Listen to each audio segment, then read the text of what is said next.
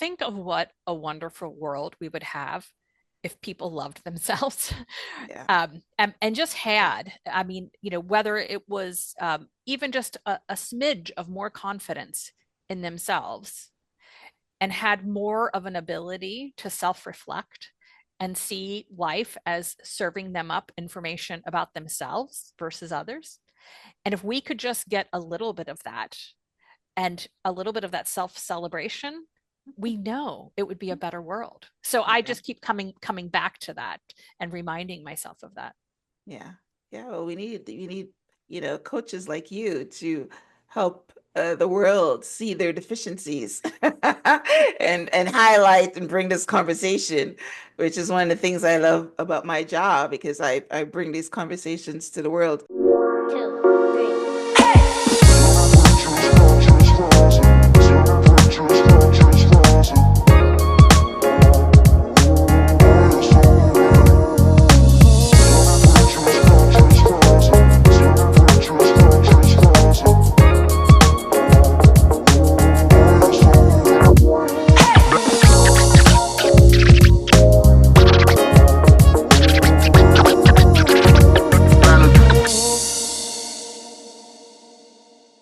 Welcome back to the Transform Your Mind to Transform Your Life radio podcast and television show. I'm your host, life coach Myrna Young, and sitting in the guest chair today is Sue Erhart. Sue and I are going to be talking on the topic why silencing your inner critic unlocks intuition and wisdom. We all have these inner critics. So once we don't make sure it sabotages our life by telling you that you can't do it, you're not good enough, things like that. So that's basically what our conversation is going to be today. So welcome, Sue. Thanks, Myrna. I'm delighted to be here. Yes, delighted to have this conversation too. All right, so let me give you guys a brief introduction. Sue Erhart is the author of Lose Your Critic for Good, a step-by-step process for reclaiming your spirit. As a retired corporate executive leader at a large company and lawyer by training, Sue is now the creator of Practical Spirituality, a platform where she helps people navigate their personal spiritual journeys to find not only fulfillment, but great success too. Drawing from her experience, Sue shows her followers an easier path after doing it the hard way. Sue's journey began when she realized she had a critic living rent-free in her head and knowingly carrying it through life. The turning point came when she understood this critic wasn't aligned with her spirit, but was instead holding her hostage. Through her journey, Sue's developed a unique approach to help others ditch their critic through practical spirituality, a pragmatic path to self love and appreciation to reclaim their power. Now, Sue, as I was reading your bio again a minute ago, something popped into my head that, you were a very successful person. You were a leader, you were an executive, you were a trained lawyer. So tell me, or tell our listening audience, I should say, um, uh, what was the critic that you were carrying along? I mean, tell us the story about that before we get into our questions. So, Myrna, thanks for that. I think early in my career, I formed this idea that my highest best use was making my employer happy, making my clients happy, serving other people, and in effect, giving myself away. And I found myself in cycles of self doubt and self questioning and replaying a lot of the things that had happened in my day. I had a tendency to focus on what went wrong versus what was going right in my life. And I was frustrated that I felt like my mind was betraying me. I felt like I was pulled into these thought loops and I felt that I was pulled into negativity. And so I embarked on a process to really break down that habit of thought and reclaim my spirit. And that's what I teach people to do. Nice, nice, nice. I love it. Yeah, the people pleasing. It's a lot of people. I've got a daughter that's like that. So it's a lot of people are into the people pleasing and making sure everybody is okay and not you not speaking up. And I wasn't aware until quite recently. I was doing an interview. This is my life skill. The audience are learning along with me. I wasn't aware until quite recently that that's a part of, maybe low self-esteem because you want to please people because you want them to like you. So, I mean, that's not our conversation today, but I just thought I'll put that out there. And I will say, Myrna, I see the critic show up in a lot of different ways with people, and I call them all the critic because I think they're all ways of keeping you small. But the critic can be a very direct self-criticism, and we all can relate to that form of the critic. But there's also the critic that causes you to settle for less than what you want. Okay. There's a critic that tends to tell you that everybody else's needs come ahead of your own. And so you end up in complete service. And I think there's even a critic at times that tells us you need to put on a facade. For instance, you need to pretend you're happy when you're not. So I think the critic shows up in a lot of different ways for each of us. And for each of us, that critic is keeping us away from our authentic selves. Well, of course, yes, of course, right. All right, so excellent. So the first question I have here for you, though, is what is your definition of the inner critic, and how do we recognize it? We all know these voices in our head, and it's usually, yeah, you tell it instead of me, trying to figure it out. But yeah. Well, I think the critic is any false sense or false persona that you're putting out there that just isn't true. And I think it's really hard for some of us to recognize the critic because we have this idea and this belief that self criticism makes us good, that putting ourselves last makes us good. And my work and what I have learned is that that's just the opposite. And I see it as a core spiritual tool to self celebrate, self love, and self affirm. And that really is the path to knowing yourself and expressing yourself. So the critic is the false self, and the true you is your spirit. That's true. That is very true. But yeah, so how do we start with this critic? Because a lot of times, um, I mean, most of our psychological problems that we have as adults starts as children. So do you find that this inner critic, this inner voice starts by maybe somebody being critical of you before and you kind of like put it on like a dress? I think it can start in lots of different ways. I mean, I think all of us come into the world and we have core desires to be loved, to belong, to fit in, to be safe.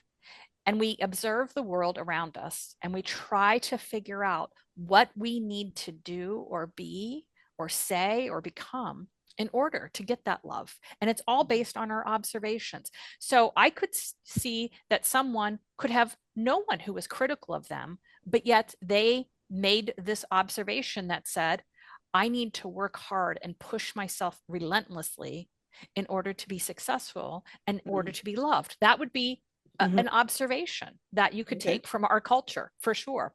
So Werner, I think it comes in lots of different ways, and it's not necessarily the result of trauma. In fact, I see many of us who are chasing being a good person, and we're Mm-hmm. being really hard on ourselves. Okay. Yeah. So, right. Most of the times, the most popular ones of the inner critic is, I'm not good enough. Um, and I can't do it. This person is better than me, that kind of things. But what are some of the other ones that you've come across in your from your clients? What are some inner critics that we can share with the audience? Well, absolutely. A tendency to compare yourself to others and then to always see yourself on the short end. of that comparison.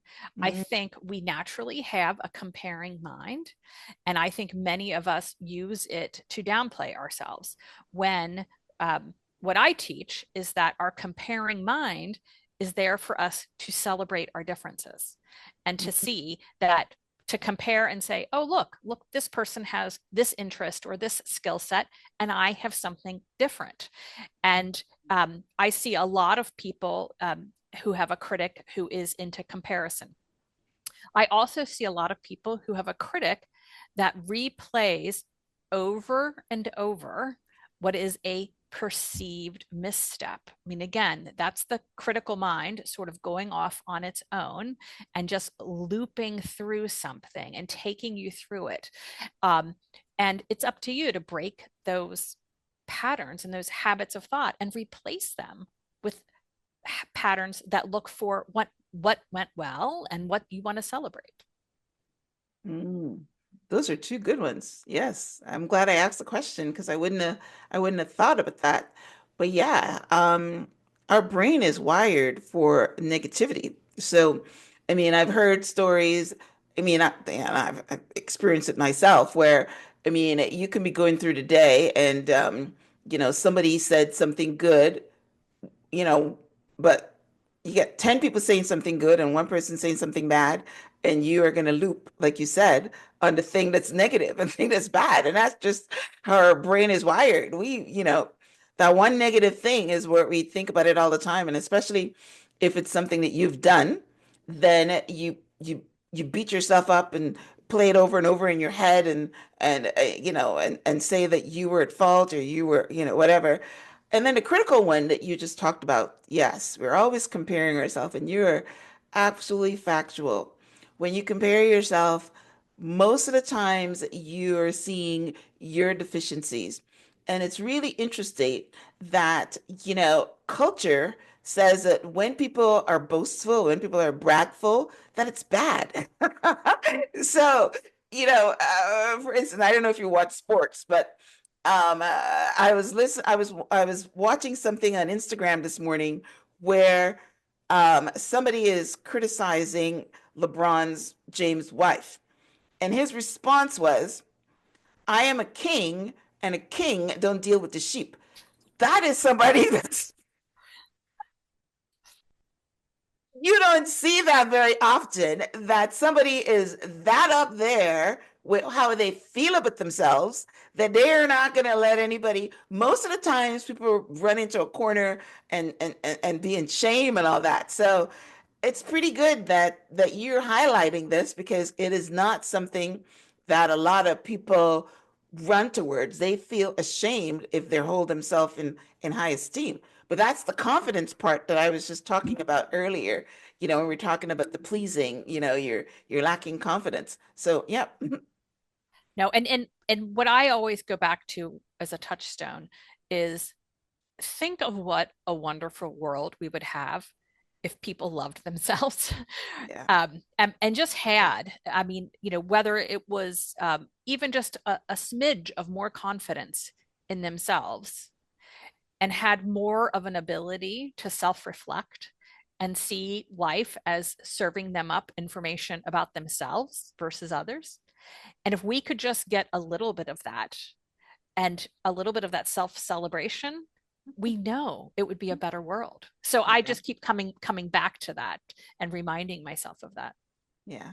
Yeah. Well, we need coaches like you to help the world see their deficiencies and highlight and bring this conversation, which is one of the things I love about my job because I bring these conversations to the world. All right. So we have just, kind of dissected, what is an inner critic, and it's expanded my version of it at least, because I'm thinking that the inner critic is just you criticizing yourself, but we've expanded it that it's more than that. Um, so how do we silence it now that we know what it is? So the first step, I believe, is in recognizing that these are habits of thought that you've indulged for a long time and they've worn grooves. Okay. And you've just got these habits, and that's all they are. They are not who you truly are. They're just ideas that you tend to go to. You skew negative. So, as a habit of thought, it can be changed. So I think step one is recognizing that and saying, like, this isn't who I truly am. And of course, I come at it, I teach practical spirituality. So I come at it from a spiritual bent and say, nope, you're an eternal being created in love. That's not who you truly are as a self critical person. That's just a habit that you've created. So I think for a lot of people, just sitting with that and beginning to notice the patterns of thought help them break free. I mean, that's the step to any problem solving is noticing first. Yeah. I'm reading this book right now. It's, the title is redundant because I mean everybody knows this, but the book is called You Are What You Think About. And that's in the Bible. What you think about, you become kind of thing. So it's a redundant title, but they're talking about, this, where how you're thinking and how you start to reseed your mind with affirmations and because the affirmations are the seeds. So how do you teach your clients to break this habit? So my book is broken down into 28 separate days and 28 different exercises to help you break the habit.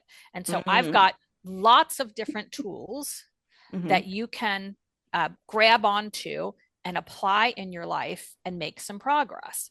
But for so many of us, it really comes down to noticing. So, one of the primary tools that I teach is getting people to adopt the use of a logbook.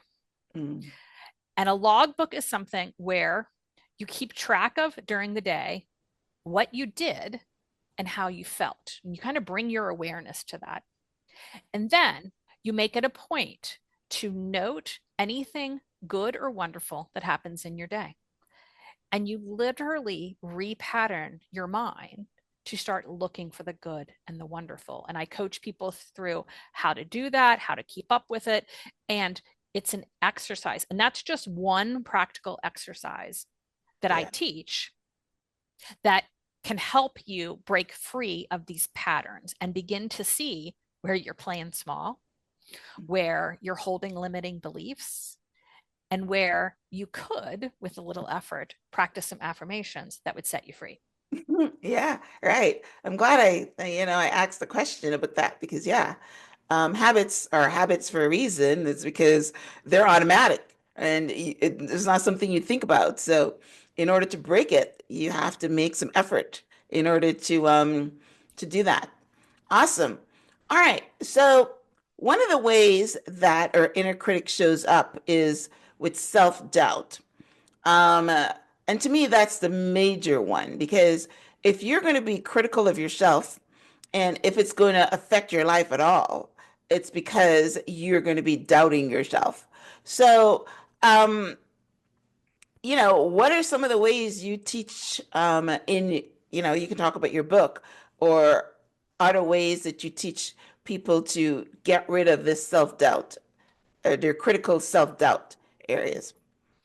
Yes. And self doubt is something I think all of us carry on some level. I don't think it's just people who are overtly critical. I mean, I think we just are used to listening to others. And I mean, that's our background. That's our educational system, which teaches our kids listen to the teacher, listen to authority. Okay. So there's just a lot built into our society that tells us to listen to others versus ourselves.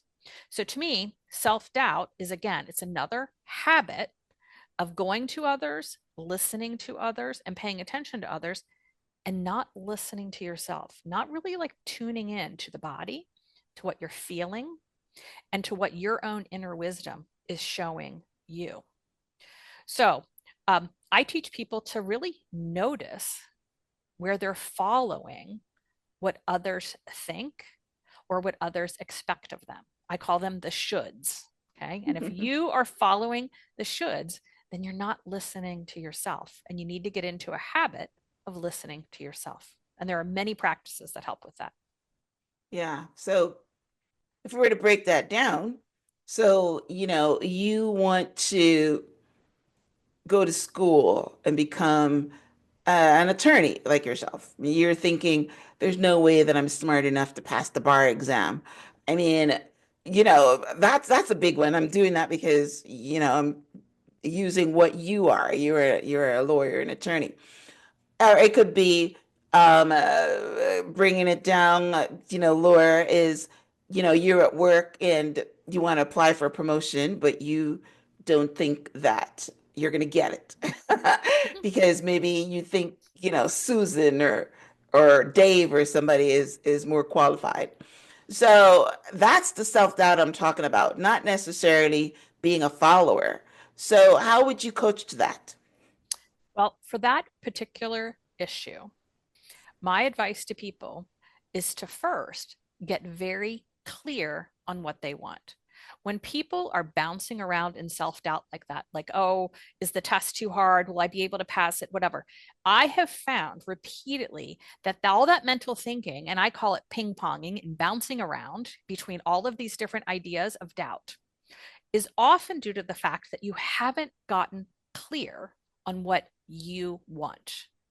And when you get that clarity, which is another way of listening to yourself and paying attention to your wants and honoring your wants, I have found that that sort of, I'll call it second guessing of yourself, tends to diminish.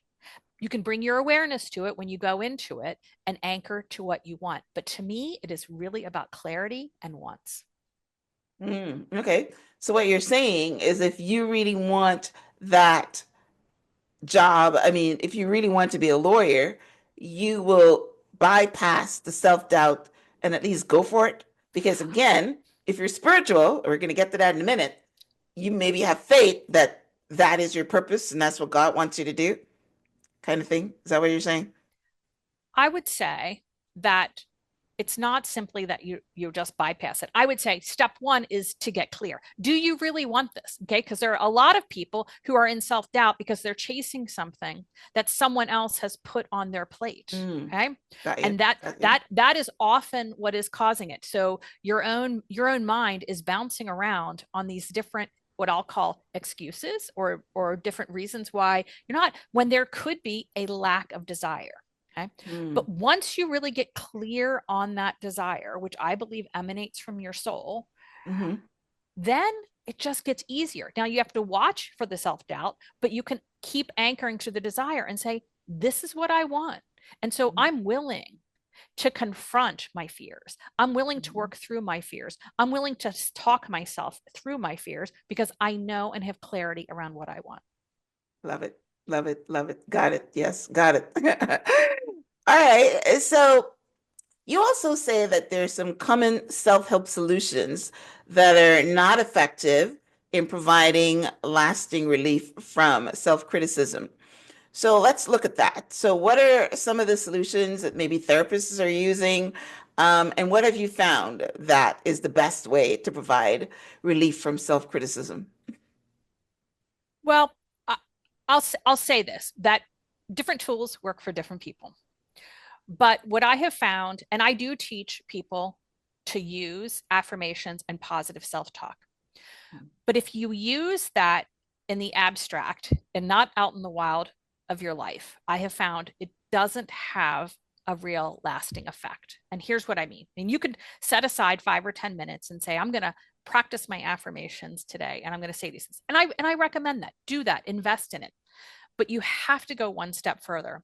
And that is, throughout your day, you got to catch yourself when the mind is spinning and going off into the negativity or seeing what is missing or noticing lack or expecting things to go sideways. Okay. You need to notice in real time and you need to pause and you need to stop and say, nope, that's not the thinking we're doing anymore. Here's the thinking we're doing. So it's I call it in the wild because you really do have to take it to your life and apply it there, and then bring that positivity and that positive thinking to the real moment. And that's really where the work is. And that's where the rubber meets the road. So I'm not here to dismiss any other practice and say it doesn't work. But what I have seen is that this is something that you have to tend to every day. You have to make it part of your awareness. And while I have found therapy to be fantastic, they're not with me 24/7.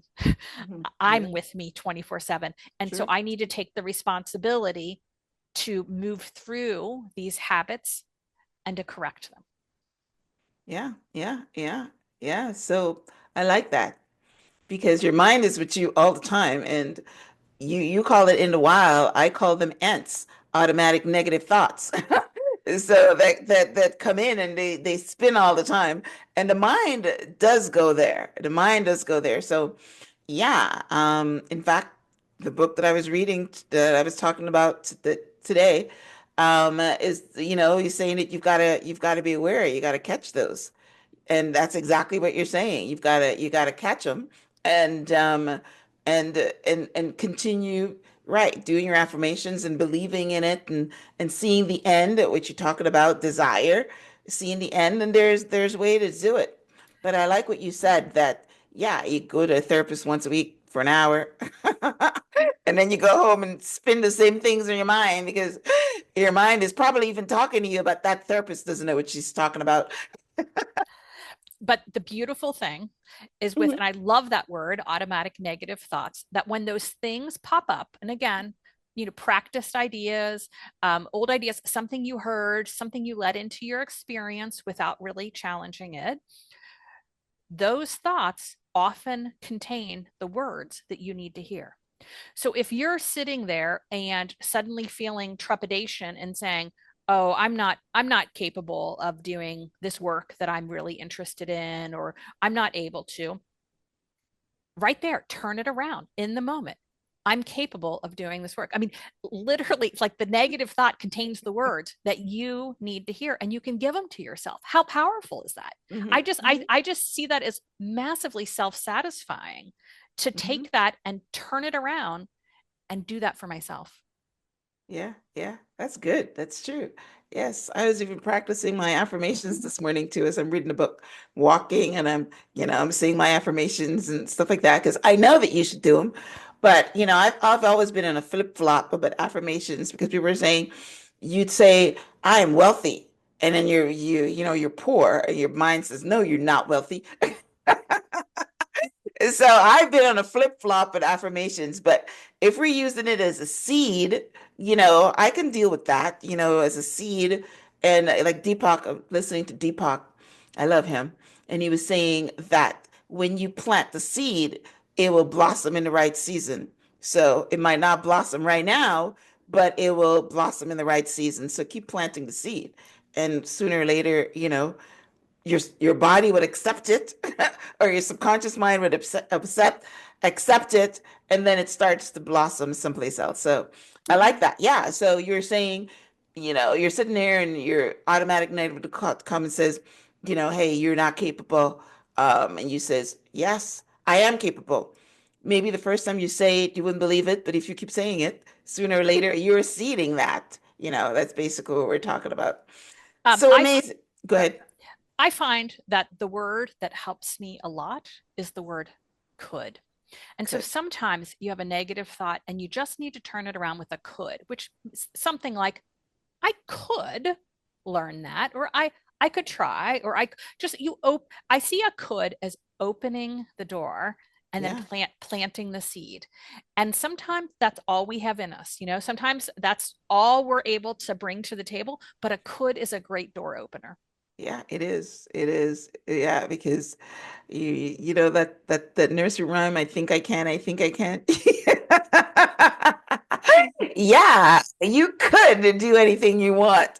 Yes, if you put your mind to it. I absolutely do believe that. So amazing. All right. So throughout our conversation, and in your bio, you talk about your practical spirituality. So, why did you decide to start helping people to reclaim their spirit and live a life of confidence and joy through practical spirituality? Well, Myrna, my passion is writing. It's something I've done for a long time. And for a lot of years, I did it exclusively for myself. It was like a private passion project.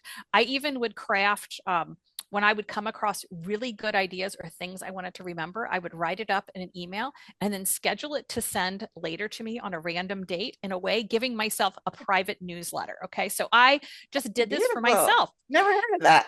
And somewhere in the midst of that, I think I hit midlife, and I think I hit that point of saying, I'm happy, but what more is there? What's the next phase for me?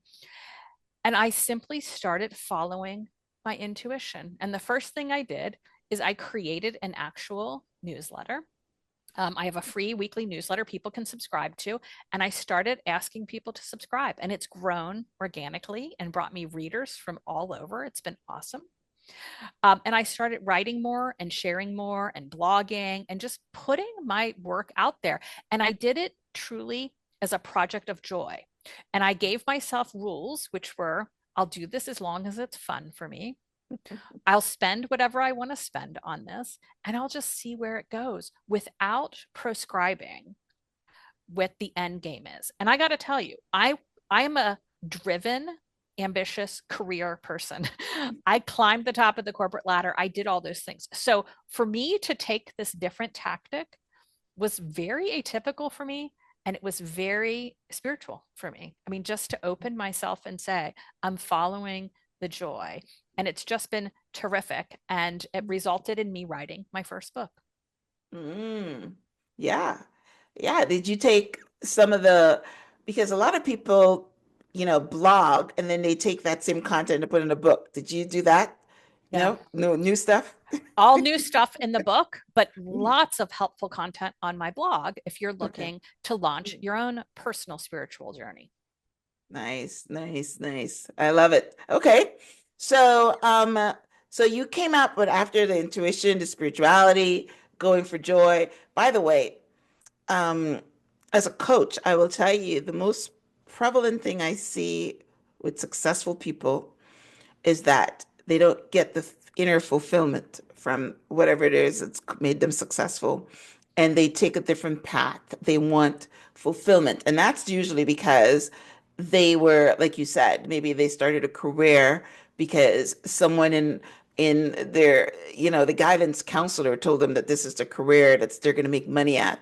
And it was never, they were never following the purpose or what God is sending them to.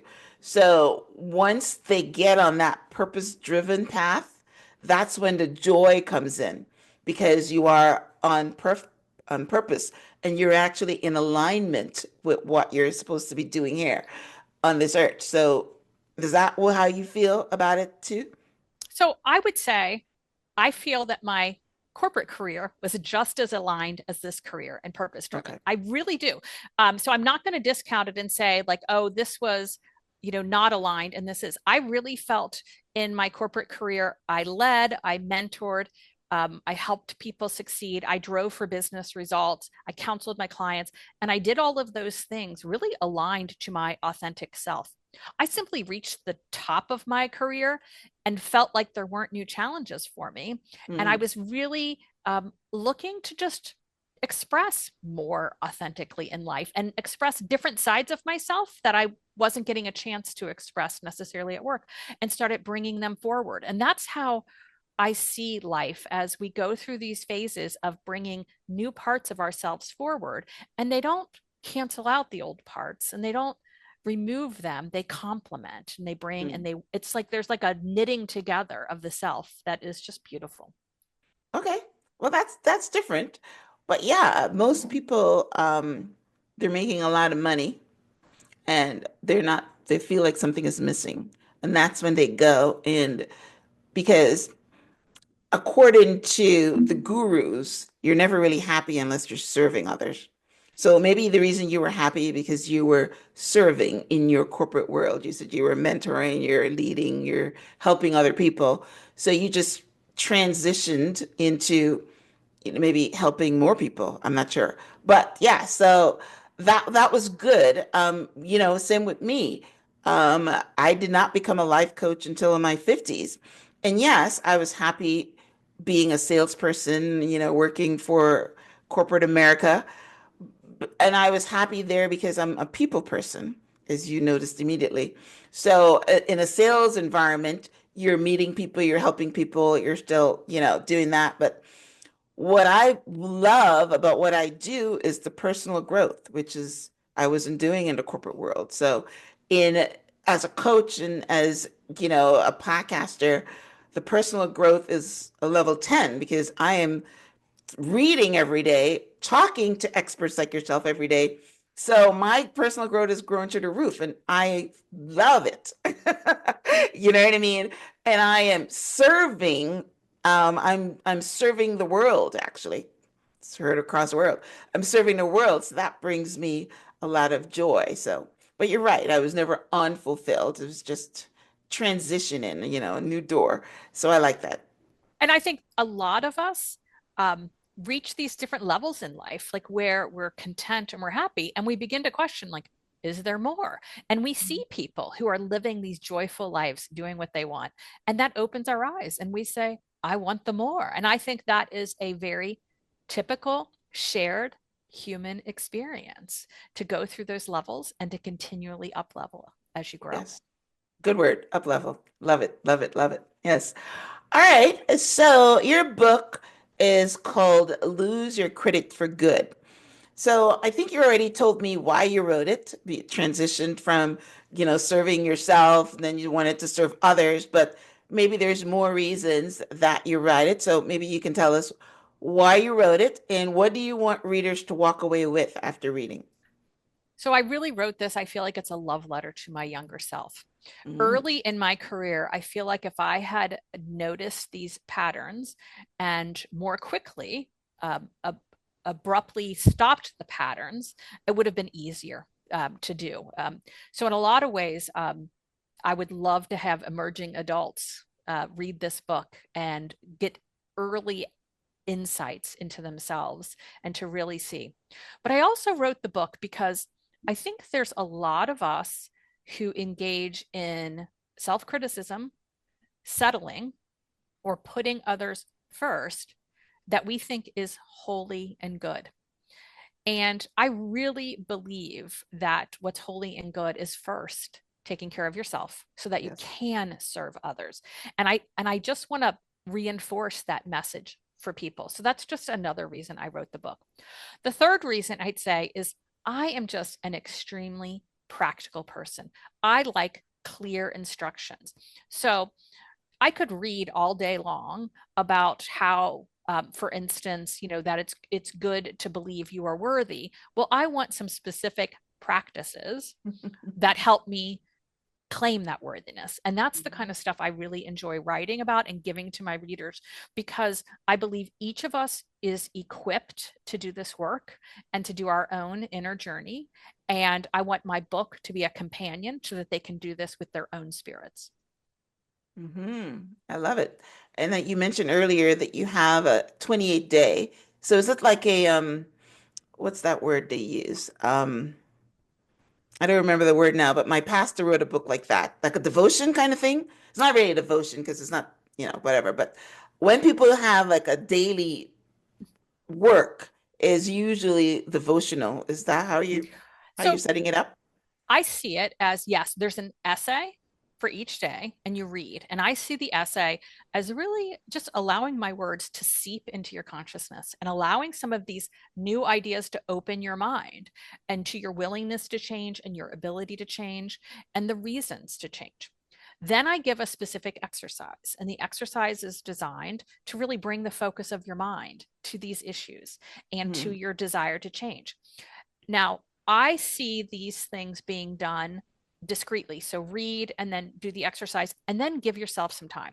Just from my own personal experience, I've seen that there's nothing like a good night's sleep or even a couple days of buffer between some of this inner work to just Okay. let it settle. And I've just that's been my personal experience. So that's why I wrote the book that way. Now, I'm hearing from readers all over that they're doing it in all different ways. Some people read the entire book and then come back to the beginning and do the exercises. Others pick a few of the exercises and find that they are so meaningful and so helpful, they immediately adopt them as practices and bring them into their life. So I love that because, again, we are each unique individual souls, Mhm. and we each are going to have a bespoke path to finding ourselves. I love it. I love it. Yes, right. So, yeah, I mean, I just picked up on the 28 days, which is, like a month. But yeah, you're right. In order for you to really um study, one of the words that I hear people talk about, like these gurus saying, I don't read a book, I study it. If you're actually going to study it and let the words meditate in your heart, scripture, then you're right. You can't rush through it. Mhm. You got to do the work, the internal work. So 28 days is not necessary that you're going to finish it in 28 days, but it's just, one day at a time kind of thing. I It like that. is. It is. And Mhm. these are some new ideas. I mean, often for folks who've been living with a lot of self criticism, hearing these new ideas, it's going to take a little bit of time for those to drip in and Yeah. then grow and blossom. Yes, right. Yes, the seeds for it to grow. I mentioned that earlier. All right. So, what do you want them to walk away with? What is the message really of the book? The message is your authentic self is your best ally for life. And if you can drop some of these habits of thought, you tune in to this inner wisdom that's awesome, that's fun, that's there for you, is supportive. I mean, Myrna, it's beautiful. I mean, I wish I had known this from, from the time I was a child, that this inner voice was there and it's loving and supportive and kind. And when you tap into that, you start doing things without fear. You start doing things that you truly want. You start taking action on things. And I'm hearing from readers of they finish the book and they immediately go out and take action on something that had been on their heart for a long time. I And they love it. simply go and take the action. And that's how I mentally see it. I see these habits of thought as sort of disintegrating and falling, and your natural self, your spirit just shining bright and guiding you forward in life. And it's how I think we're meant to live. Yes, I love it. As you were talking, I remember something that Jim Rohn says, because like I told you, I do a lot of reading and I bounce all around. So, I was just reading a book about Jim Rohn, and he's saying, you're reading a book, and in the middle of the book, it tells you to do 10 sit-ups or push-ups or something like that. And if you're not willing to do it, he says, give the book away. You know, he talks, right? Isn't that beautiful? Yeah, Yeah. I mean, yeah, if so, I like what you said about, you know, taking action. If you're not willing to take action, you're right. Give the book away. I love that. Right. Yeah. So, yeah, we are supposed to practice. And when you read something, you practice. My problem is I'm reading so much that I mean, it's sinking in. But what I actually should be doing is reading books and then studying them and making notes on them and, doing all these different things. But yeah, I've got all this information overload because I walk and I read and I listen to books, and then I'm thinking, before I go to bed at night, I'm gonna, listen again and make notes and all that. I never do. I go on to the next book. But if there's something that an action that I need to take, then you take the action, and that cements it. And I like what you said about intuition and leading from the spirit, because I'm a meditator and I'm a spiritual being. Yes, I listen for instruction from the Holy Spirit, my higher self, whoever you want to call it, God. But yeah, that's how the messages come through, and you've got to learn to listen and then do, because if you listen again and don't do anything, they're going to stop coming. So I like that you were, teaching people to become their authentic self, get rid of the noise that's in their head, and just welcome source, spirit, whatever that's the way I call it. Listen to source, and source is actually going to be giving you instructions and directing you once you're connected to source, you know? So yeah, you've got to learn to hear from source, and you got to learn to, and that's where intuition comes from. Intuition is spirituality, and learning to listen to the universe, and how God is talking to you. So I love that. I love that. All right. So tell our listeners where they can connect with you. You mentioned a newsletter. Tell us about your website and anything you want to share. Sure. You can find me at, it's my name, SueErhart.com. Go there. You can sign up for my free weekly newsletter, and I will take you through a progression of essays to help you connect to your authentic self. So that's one resource you can tap into. You can find my book at anywhere books are sold, including on my website, but wherever your favorite bookseller is, find Lose Your Critic for Good, and it will take you through a very discreet process of helping you tap into your spirit. And I have a blog and other resources on my website, and I'm always available to help people find their own way for their own personal spiritual journey. Awesome, awesome, awesome. Well, I will have a summary of my conversation with Sue on the show page, which is myhelps.us. I will link out to her website. I'll link out to her book. And yeah, so definitely this was a really, really good conversation.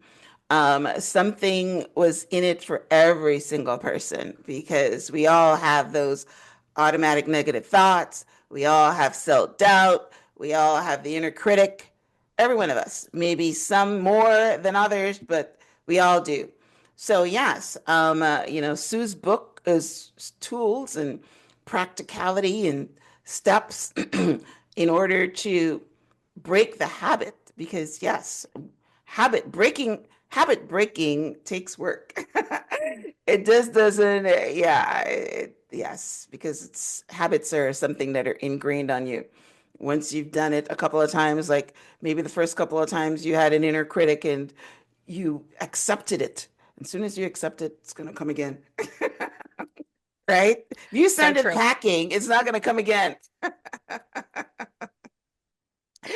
One of the things about my husband is whenever I tell him something, he does not accept it.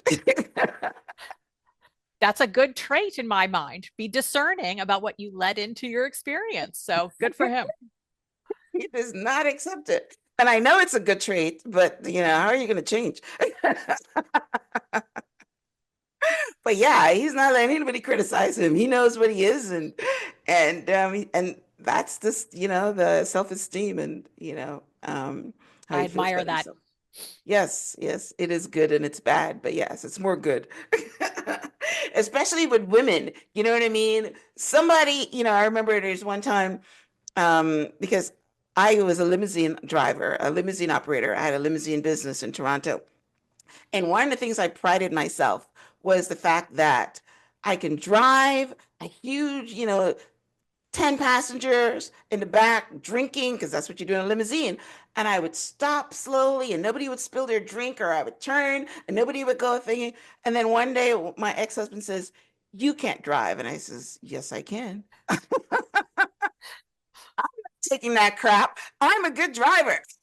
Yes. So, I mean, in certain cases like that, but somebody would tell you you're a bad driver and you accept it, and Yes. then shrink in thinking that you're a Yes. bad driver. And then guess what? You Yes. go get an accident because you actually think you're a bad driver and Yes. you let it in. So, Yes. Yeah. And your spirit shrinks. I mean, and you feel less enlivened and you feel tired. I mean, there's so many things that happen. And when you start letting that spirit out, I mean, you have energy, you have inspiration. It's just a really positive way to live. yes, it is. Yes. And don't let anybody criticize you. Take a leaf from my husband. Know So your worth, know your so true. value, That's right? right. Know your Mhm. authentic self. Yes. Yes. So if there's anything you take away from that, know that. So that's a good thing. Yes. And stop the people pleasing. Right. Let your spirit shine through. So Yeah, Sue, I really enjoyed our conversation. I got a few things from it myself, so I love that. I love learning along with you guys, which is why I love this work. You know, I pick up something from, you can learn from everybody. Even things that you think you know, you can still learn. So I love it. Go ahead and pick up a copy of Sue's book because it's for everyone. And her book again is called Lose Your Critic for Good. So for good. Once you lose it, it's not coming back. So, all right, Sue. Well, listen, thank you so much for being on the show. Thank you guys for tuning in to this week's episode of Transform Your Mind so you can transform your life. Go ahead and if you're watching this on YouTube, we'd love for you to leave a comment about, how you got rid of your inner critic or, just join the conversation. If you're watching or you're listening to this on iTunes, would love for you to, rate and give a review how you like the guests and the topic and the show. So thank you guys for tuning in. Thank you, Sue, for being on the show. Until next time. Oh, before I go, any last words? No, thanks, Myrna. This has been a delightful conversation. Yeah, well, thank you. All right. Well, thank you guys for tuning in. Until next time, namaste.